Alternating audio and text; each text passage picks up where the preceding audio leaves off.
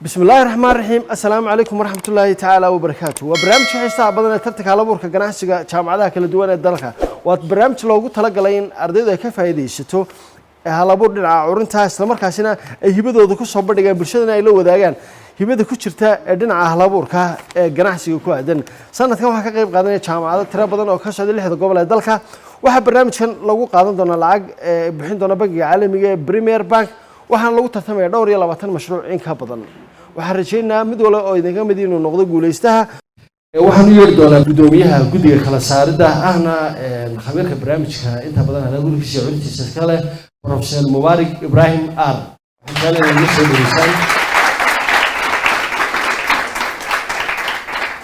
waxaan u yeeri doonaa ganacsade Cabdiraxmaan Buraale waxaa kaloo u yeeri doonaa ganacsade Cabdi Yusuf Ar waxaan u yeeri doonaa ganacsade Ismaaciil Meecaad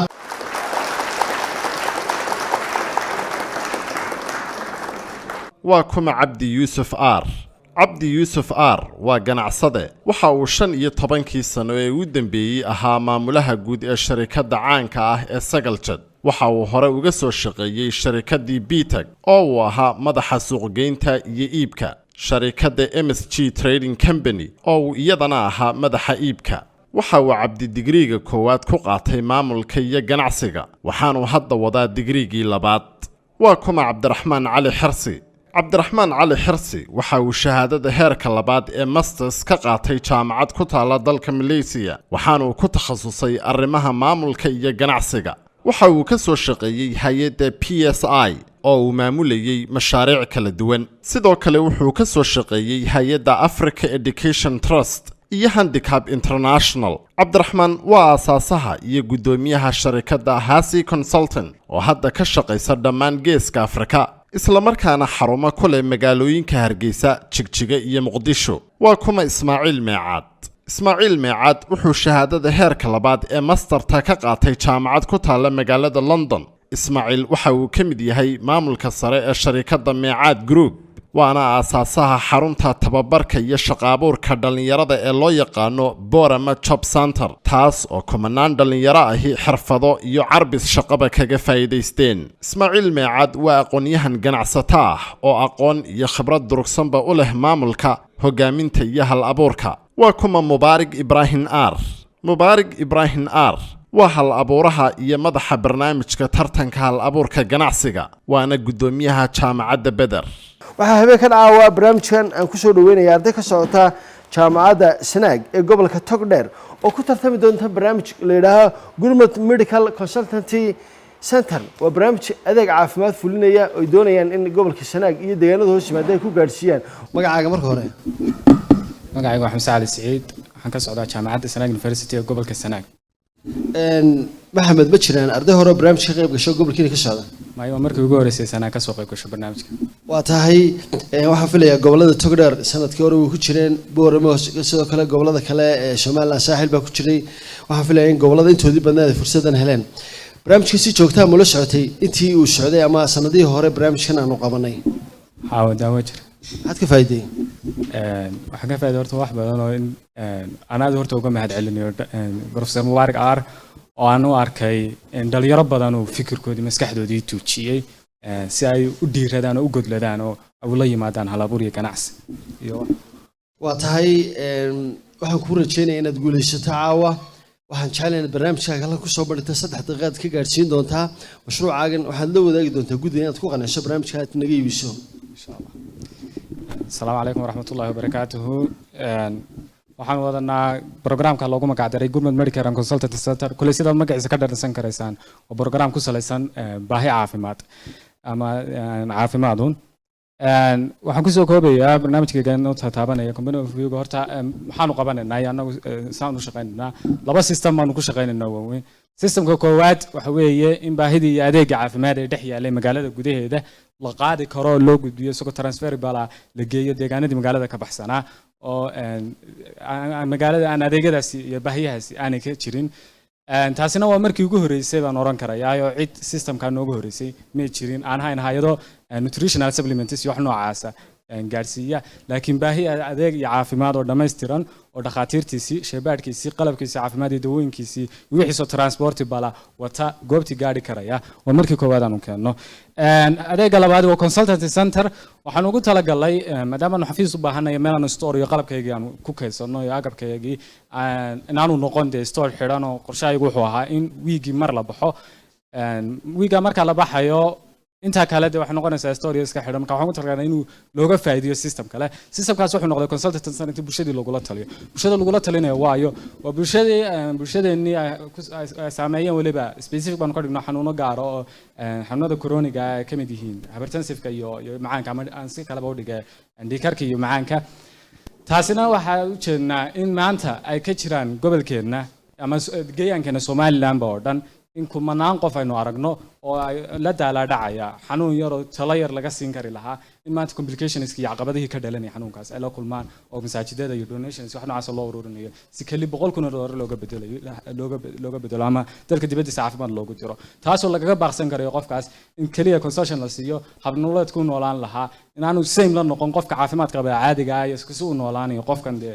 xanuunadan la daalaadhacaya objectiveskaan u leenahay waxa weeye in aanu horta marka koowaad delivery sameyno caafimaadkii iyo adeegyadii magaalada yaalay si siman u wada heli karayaan dadkii geeyaanka magaalada ka baxsanayna asal ahaan aynu ka soo jeednay oo ah dadkii miyiga taasoo aanay heli karayn ama ha waayeen gaadiidkii transportationka magaalada keenaya caloos ku ahaada ama ha waayeen yacni hooyada xanuunsato oo kale iminka ma haleeli karayso si fudud inay hantideedii iyo xoolaheedii iyo carruurteedii ayar oo dhan inta ka tagto magaaladii iman karayso taasi waqti bay ku qaadanaysaa inay cid responsibility uga dhigto mas-uuliyaddeeda si ay kusoo gaari karayso intaasna waxaa ka dhalan karaysa caqabad iyo communication hooyadii in xanuunkiisii uu kusii saado oo xaaladaan wax laga qaban karin iyo xilliga uu soo rito uun inay magaalada iman karayso waa job creation objectivekayaga labaad in shaqaabuur bulshadii loo sameeyo dhalinyaradii waxbarata ee gobolka joogay in waxbarashadoodii ay uga faa'iideeyaan gobolka suuqayaga waxa weeye waa nus milyan dad ah oo ka badanba ku nool geeyaanka Soomaaliland wixii ka baxsan oo inta xogteeda ka helay estimationkii update-ka 2021 ee wasaaraddu soo saartay Soomaaliland iyadoo ku beesgareysay 3 degmo Ceerigaabo Elf Weyn iyo Badhan oo aanu ka helay markaa nus milyan wax ka badan 600 oo qof aad baad mahadsan tahay waxaan rajeynayaa saddexaad minaad qaadatay barnaamijkaaga inaad ka iibisay guddida halkan fadhida iyo ardayda qiimaha badan ee galmudug soo qaybgalay dadweynaha kale madasha ku sugan oo jecel fursadoodii weli inay gaadhin qiimeyn bay sameyn doonaan ardaydu cod bay u qaadi doonaan tartamayaasha halka iman doona waxaan ugu horeyn haddaba guddigan ku wareejinayaa in ay qiimeeyaan qaybtii horeysay ee ardayda ka socota jaamacadda gobolka Sanaag oo ku tartamaysa mashruucaasi dhinaca caafimaadka ka shaqeynaya cabdiraxmaan buraale maxaad siisay kooxdaasi qiimeyntii horeysay marka koowaad horta waan hambalyeynayaa guulla waan u rajaynayaa waanan ku dhiirigelinayaa inay sii wadaan barnaamijka konton baan u bilaabay konton aad baa mahadsan tahay cabdi yuusuf runtii baahi weynoo dee gobolka Sanaag oo aad u ballaaran ka jirtay sheegeen muhiimaddu laakiin waxa weeyaan dee say isu difaaci doonaan gudaha maxaa ku jira shuruudihii ma buuxinaya taasi way noo dambeyn doontaa boqolkiiba 60 maan siinay waa tahay Ismaaciil Maad maxaad siisay kooxda ka socota jaamacadda gobolka Sanaag boqolkiiba 65 maan siinay boqolkiiba 65 aad baad mahadsantihiin waxaan filayaa inay hadhay qaybtii u dambeysay oo ah qaybta qiimeynta labaad ee wareegga labaad ee wadgalaysaan yaan waxa la yidhi afkaago ku xidha oo ku furi waayo waxa la yidhi afkaaga lago waxaan rajeynayaa inaad isdifaaci doontaan kulley hadalkan aan laydinka badinin dhibicahana aad wax ka bedeli doontaan laakiinse waxaa laga yaabaa mararka qaar haddii aad isdifaaci kari weydo ama barnaamijkaaga bulshada la wadaagtay aad sidii haa u fulin weydo in waxaa kaa go-an dhibcihii waxaan ku wareejin doonaa xubnaha guddiga waxaan ugu horreysiin doonaa cabdiraxmaan buraale laftigiisa oo su-aasha koowaad aan siinayo iyo xubnaha ardayda horta sidii aad marka hore idin sheegaba aad baan idiin hambalyeynayaa barnaamijku waa barnaamij runtii aad u qiimo badan oo life safina oo maaragtay inuu dad noloshooda badbaadiyo ka shaqeynaya su-aashuse waxay tahay ma noqon karaa fikrad ganacsi sideed uga shaqeynaysaan sideed lacag uga qaadaysaan tusaale ahaan dad miyi jooga oo maaragtay iska socda in intaad laboratory iyo nurses iyo maaragtay dhakhtar ka haysataan oo u bartay hay'ado iyo maaragtay barnaamijyo dawladeed oo bilaasha soo marka koowaadba sideed fikradan waa fikrad wanaagsan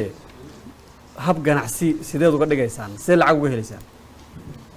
bismillah intaan ku bilaabo fikrad hadda nagu dhalatay maaha waxaan ugu dhalatay 2020 bishii September anagoo hospital aan joognay gabaa xaalad noocaas oo critical ah ma yar aan la kulanay sagaal jira aakhirkii uu yiraahdo kuna loo waayay fikradaas markaas aan ugu soo bilaabantay laakiin hadda yar analysis-ka guud aan sameynay waxay ku salaysnayd in aan bal horta si ganacsi gumadaas looga soo saari karo ma u ekaan karaysa taa waan isweydiinay waxaanu helay listiga hertulooyinka ama dadka maayirka ama deegnada ugu qoran qofkaas maamulka ah ee dawladda u diiwaan gashan marka liiskii waan wada haynaa laakiin waxaan la xidhiidhnay 17 aan analysis-ka la sameynay oo 17 kuba words-ka kala adeegsanayaan iyo sida u baahanayaan haba kala duwanaadeen laakiin already waxay noo baahanayeen noo taabteen saddex su'aalood oo weydiinay saddex su'aalood same si dhow laakiin uga jawaabeen laakiin same points ama point of view-ga isugu imanayaan ay siman tahay saddex su'aalood oo weydiinay waxay ahayd horta baahida caafimaad halka ka jirta waa baahi noocma waa sidee u aragtaa haddii aan anagu adeega keeno ma awoodayaan dadkan adeega haddaan u keeno dhaqaalahan ugu keenino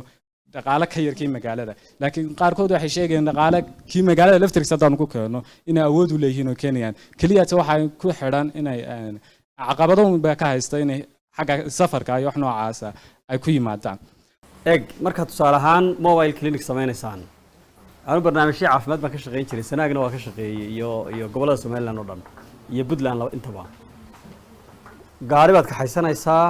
dad baad ka haynaysaa dawaad qaadaysaa kharash baa baxaya markaad meeshii tagto ee tuulo tagto dad maaragtay iska dhibaataysan oo aan kaash haysan oo u bartay in maxaa la dhahdaa bilaash la siiyo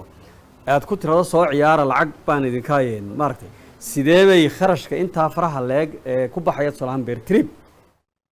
ay isaga soo badaysaa imise qof ayaad u shaqaynaysaan imise lacaga ka qaadaysaan kharashka idinku baxaya salaam beer trip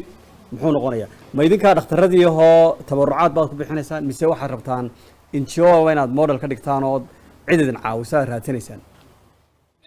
horta labadeedu bahda caafimaadka waan ku jiraa inankan waa naaras ana shabaadistan hay labadeedu waa ka fargaran karana positionka waxa jirta dadkaasi sidaan ku gaarsiinayna adeegan qaadan horta waa adeeg simple oo ka fudud mashiino waaweyn oo dhowr kun oo doolar oo raajanada isticmaal dhowr kun oo qofkiina laga qaadayo lacag $30 ama wax ka badan ma aha qofka waxaan u qodnay wax yar oo 80 kun ilaa $50 waa u dhaxaysa $10 ilaa $50 qiimo gaadhaya marka qiimahaas markaan diinay dad waxa yaraana wadada waan awoodi kareena saddex fiil oo jaamacadu si free ah u gaarsiinayna waan ka qayb galnay qaarkood baahida dadkaas u qabaan ifanba waxaad ka arki karaysaa markay arkeen adeegoodu loo baahakeeyay iyadoo waxba laga weydiinay inay ari u bixinayeen baahakiya lacagna hayeen laakiin kharashaad inta kama qaadanayno free baan ku wadnaa laakiin ari iska baahakayso iska baahakay ka dadkaas already baahi uma lacag la'aan kama jirto iyo baahaki lacag la'aan aan ahayn waa nooc cadaatay laakiin ay haysato baahi ay u qabaan in adeegaasi sidoo ku soo gaar lahayd jiraan waxa jira adeegyo caafimaad ama MCH ka jira ma jiro MCH maanta shaybaad yar leh waxa ugu fudud ee laga heli karayo 39 MCH baa minka sanaag ka diiwaan ay leedahay oo u diiwaan gashan 39 kaasi ka ugu firroon wuxuu leeyahay HP meter ama mashiinka yar qofka dhiiggiisa inta ku wareegayso lagu cabirayo ka kaliyum baa naloo sheegay in laga heliyo laakiin wax shaybaad leh baahi caafimaad oo kombilis qofka sii karayo male qalabkan u qaadayno anagu waa more reliable waa cheap oo waa kii old technique ah manual anagu rabnayno ku shaqeyno mashiin $3,000 iyo $5,000 toona midaan u qaadanayno maaha kharashka inta laga nagu dhalinaya kharashkan oo adeegsanaynona halkii fiil waa wax $400 ku filan gaadhaya dadkan qaabilaynona halkii fiil waxaan ku jaangoynay estimationka minimumka ah in 100 la qaabilayo liiska aan wasaaradda ka helay deegaanka ugu yar ee u diiwaan gashan liiskii 2020 waa deegaanka xabaasho wacle wuxuu hoos yimaadaa baran laas degmada baran buu hoos yimaadaa laas qoreb in yar u jira deegaankaasi dadka ugu yar estimationka dawladda diiwaan gashan estimate gareysay sanadka 2021 waa 5356 isma lihi marka wax 100 qof ka yar baad ka asiibi karaysaa marka estimationkayga markaan estimate gareynay qiimahayaga haddii intaanu estimate gareysanaan budgetkayga ku soo fadhiisanay 50% ay iska hoosato 50 kale still waanu ma dhabar jabi kareen oo yacni waanu ku socodsiin kareen sidaan horeba u sheegay horta fikirku waa fikir fiican laakiin su'aalaha ka dhalanaya waxani angal ganacsi marka laga eego saa cabdiraxmaan sheegay ma yahay baa meesha taalla su'aal waxaan ku weydiinayaa xisaabta halkan kusoo qortay haddii aanan u qaldanayn ma typing error ba maana kale u fahmay su-aashu waxa weeye halkan waxaad kusoo qortay inaad bishii samaynayso sales ah oo weliba aad tidhi waa estimate 2800 kharashka aad meesha kusoo qortayna waxaad tidhi expenseska waxa weeyaan 2577 hadda eeg 2800 halkaasay ku qoran tahay 4800 halkaas halkaasaa markaa typing error ku jira okay waa 4800 halkana waxaad kusoo qortay estimated expenseska 2577 markaasaa waxaad soo saartay faa'iido ah 2223 marka haddii halkaasi ay typing error tahay oo 4800 bal kala jar cabdiraxmaano 4800 haddaan taada kuu raacno profit kaama noqonayo 4800 laga jaray 2577 hadday markaa waa 6250 minus may 4800 waxaad ka jaraysaa 2577 waa sax markaa waa typing error aad baad u mahadsantahay aan sii daba qaato aad baan runtii idin salaamayaa fikradda bani aadamtinimada leed rabtaan aad ganacsi ka dhigtaanna waa wanaagsan tahay siday u suurtagelayso ma su-aashu ka taagan tahay waan la qabaa saaxiibaday taasi 4800 calaa bil dad aanan horey fikraddan u aqoon saad adiguba tilmaantay horey free ugu helayay markay arkaanna sideed imise qof baad ka qaadaysaa imisaad calaa qof charge garaynaysaa sideed u xisaabiseen talo 4800 horta waa laba system hal system ka wada hadli mayno systemka magaalada gudaheeda consulting center baa jira oo aan dadkii qaabilayno consultation lagu sameeyay kaasi waa service oo isagu waa consultation de hadal baa nagaga baxayo qarash baa laga qaaday qofkaas nutritionka halka fadhiya qofka tala bixinta siinaya shidaal isagu waxba nagu noqdo halka horta cost baa naga soo galaya cost-kan oo dhan ma aha inay dadkii miiga kaliya ka soo xiroonayaan dadka miiga kharashka laga qaaday oo 8 $10 wax yar aan ka badnayn meelaha gaadhaya marka dadkaasi kharash ay awoodayaan laakiin calaa qof $10 baad ka qaadaysaa dadka miiga inta u dhaxaysa 10 ilaa 15 meelaha yar ku fadhiis marka ma adiga tagaya ma labadiina tagaya ma waxaad kareysanaysaan cid kale shaqaale waa u baahannahay ha finance baan u baahannahay baqaal waxay u baahanayna waxaan u baahannahay doctorkii fadhiisan lahaa anagu dhakhaatiir ma noqon karo goon ma xidhan karayno wareeraan uu wixii shaybaad adii maanta shaybaadka waa qaabilaya wixii neersa daraaga $400 baa nagu baxaya baa tiri waxaan ma expenseska markaad sheegaysay per trip $400 baa tiri Soomaaliya ayaa nagu baxaya tiri markii hore marka labadiina iyo gaadhigii iyo raashinada cunayseen iyo kharashka idinka qaadan doonaan doctorka iyo ka finance intaas oo dhan isku $400 ba salary baa jira oo salarygaas iyagu leeyihiin wixii yani employees ah role way xusan yihiin mid walba role ku leeyahay salary qiimaha $900 baa jira kharashkan waa kharashka lagu bixiyay shidaalkii qodobka ugu dambeeya aan soo arooriyo qaybta tala bixinta adoo dietitian baa tiri dadkeenu weli standard miyay gaadheen bay kula tahay doctor inay u tagaan waan aragnay oo tigid u goostaan laakiin qof aanan physician ahayn oo doctor ahayn intay u tagaan tala caafimaad inay weydiiyaan ma kula tahay inay shaqaynayso horta waa baahi jirta laakiin marketing strategy ayaan ku xusnay sidii loo gaarsiin lahaa badda dadka looga dhaadhicin lahaa si looga baaqsado in maanta ay dhacdo dad yani loo baahi doono $100,000 in lagu bahalkayo dadkaas markaa si aan $100,000 iyo wax ka badan ba loogu baahan inay maanta wax yar oo kharasha ay ku bixiyaan caafimaadkooda iyo waxoodii taana waxaan ugu talagalay marketing strategy-ga in social media loo adeegsado dadka yani aqoonta leh dadka farmerska caanka dadka aqoonyahanka wax noocaas social media loo sii mariyo laguna qanciyo dadkaasi inay caafimaadkooda ayagu ka fikiraan aan u dhaqmin sida qofka caadiga aad buu mahadsan yihiin xamse iyo maxamed waan idinka mahadnaqaysaa isku difaacdeen waan idinku hambalyaynaa idin bogaadinayaa waxaan jeclay inaad intaad istifaacdeen islamarkaas inaad ka dhaadiseen barnaamijkiina waxaan ku dhejin doonaa xubnaha guddiga barnaamijkan oo ah qaybtii labaad isla markaasina gruubkii koowaad weli tartankoodii baan ku dhex jirnaa waa barnaamijka tartanka halabuurka ganacsiga jaamacadaha dalka waxaan ku wareejinayaa Ismaaciil Macaad bal inuu weydiiyo ama aynu weydiino qiimeyntii labaad maxaa iska bedelay qiimeyntiisii hore maxaa sida isdifaaci ardaydan uu ku kordhinayaa runtii fikrad ahaan aad baan u soo dhaweeyay markii hore grade saro 65 waan siiyay laakiin inay fikrad ganacsi noqoto sustainable noqoto shaqayn karto la bixin karo markaan doodoodii dhageystay aad ugu maanan qancin saa darteed 10 baan dib uga jaray 55 way waa tahay Cabdi Yuusuf markii hore 60 baan siiyay marka 55 waa tahay waxba ka go'ay Cabdiraxmaan Buraale halkoodii baan u tahay halkoodii u deysay aad baad mahadsantihiin ardayda ka socota jaamacadda gobolka Sanaag oo ku tartamay barnaamijka Gurmad Medical and Consultancy Center aad baan idin sii dhaweynayaa waan idin sagootiyaa shacabka la tumo waxaan jeclahay intaas inaan ku soo gabagabayno waxaan u mahadnaqanaa bangiga caalamiga ee Premier Bank oo barnaamijka maalgeliyay jaamacadda Badar oo barnaamijkan marti u yahay isla markaasina si diiran soo dhaweynaysa ardayda kala duwan iyo madasha lagu qabanayo barnaamijkan dhammaanba hawlweynada iyo dhalinyarta aqoonyahanka barnaamijka naga qaybta ka ah su'aalaha ku darsaday iyo sidoo kale codadkooda iyo dhammaanba guddida halkan ku sugan ee wax qiimeynaysay barnaamijka loo xiisanada kulamada koorta kulmana waanigo Jaafar Axmed Baadiye dhammaanba hawlweynada kale ee sawir qaadidii ku hawlana isku dubaridkood ku dhaafina assalaamu calaykum waraxmatullaahi tacaala wa barakaatuh